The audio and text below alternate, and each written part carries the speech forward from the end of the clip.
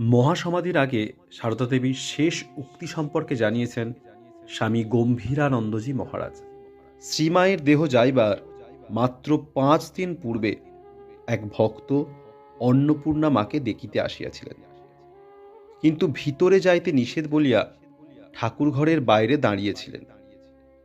হঠাৎ পাশ ফিরিয়া মা তাহাকে দেখিয়া ইশারা করে নিকটে ডাকিলেন।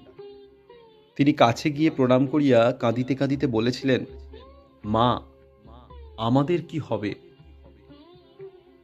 করুণা বিগলিত ক্ষীণ কণ্ঠে অভয় দিয়া মা আস্তে আস্তে বলেছিলেন, ভয় কি? তুমি ঠাকুরকে দেখেছ, তোমার আবার ভয় কি? তবে একটি কথা বলি, যদি শান্তি চাও মা, কারো দোষ দেখো না, দোষ দেখবে নিজের। জগৎকে আপনার করে নিতে শেখো, কেউ পর নয়। মা, জগৎ তোমার। ভক্তদের প্রতি এই ছিল শ্রী শ্রী মায়ের শেষ বাণী।